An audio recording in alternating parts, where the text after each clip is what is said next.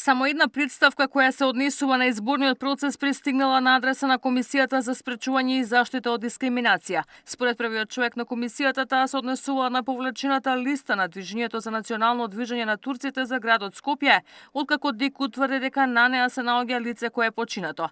Дали била направена дискриминација, комисијата се уште утврдува. Една од представките кои се доставени до комисијата е тоа што имаше починато лице, па беше оневозможено починато лице во списокот на кандидати и практично цела листа беше отфрлена од ДИК. Според Бејзаровски, во пораст е бројот на представки до комисијата кои се однесуваат на жените. Таков е последниот случај со представката која на 17 месецов пристигнала на адреса на комисијата по објавените аудио снимки на кои се тврди дека се слуша актуелниот градоначалник на Кичево Фатмир Дехари, кој користи сексуални и понижувачки изрази кон жени вработени во општината.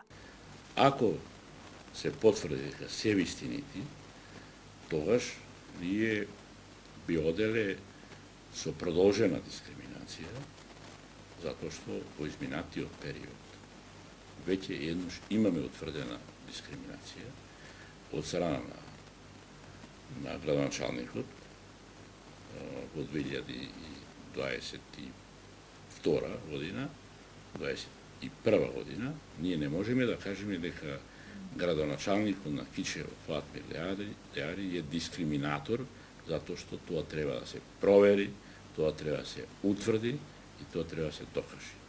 Дали ќе биде отворен предмет за однесувањето на Дехари, одлука ќе носи комисијата на утрешната седница.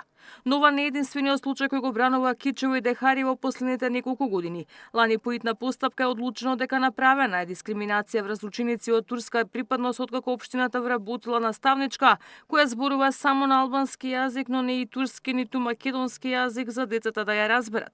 Во 2021 комисијата утврдила директна повеќекратна и продолжна дискриминација по основ на етничка припадност и социјално потекло од страна на Дехари и комуналното претпријатие Кичево кон ромите од населбата Бала Маало поради ограничување на пристапот до вода. Од почетокот на годината досега повеќе од 450 представки стигнале на адреса на комисијата. 95% од препораките што ги имаат дадено се спроведени, а за останатите покренати се судски постапки кои се уште се во тек.